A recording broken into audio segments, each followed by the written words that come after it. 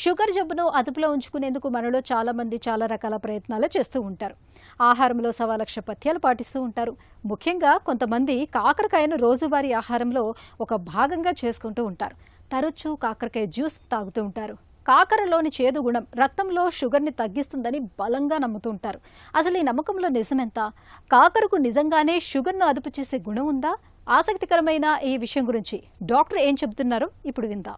డయాబెటీస్కి కాకరకాయకి చాలా దగ్గర సంబంధం ఉంది. చాలామంది చెప్తారు ఆ విషయం.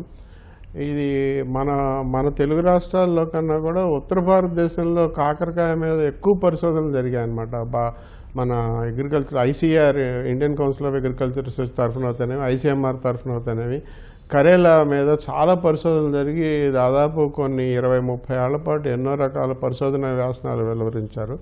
మన హైదరాబాద్లోను తెలుగు రాష్ట్రాల్లోనూ మెంతుల గురించి ఎక్కువ పరిశోధనలు జరిగాయి. అక్కడంతా కరేలా గురించి ఎక్కువ పరిశోధనలు జరిగాయి అనమాట. దాని నుంచి ఎన్నో రకాల ప్రోటీన్స్ కూడా ఐసోలేట్ చేశారు, బయటకు తీసి దానికి అది కరేలా 1, కరేలా ఏ అలా రకరకాల పేర్లు పెట్టారు. ఎన్నో పరిశోధనలు జరిగి చివరికి కాకరకాయ ఎటువంటి రూపంలో తీసుకున్నా, అది మరి కాకరకాయ మొత్తం తీసుకున్నా, కాకరకాయ రసం తీసుకున్నా, కాకరకాయ ఎక్స్ట్రాక్ట్ దానిలోంచి మనం బయటకు తీసినటువంటి ఈ ప్రోటీన్లు తీసుకున్నా, ఏది తీసుకున్నా కూడా డయాబెటీస్ని మనం నియంత్రణలో ఉంచుకునే అవకాశం లేదు అని చెప్పి దాదాపు కొన్ని దశాబ్దాల పరిశోధనలో తేలింది.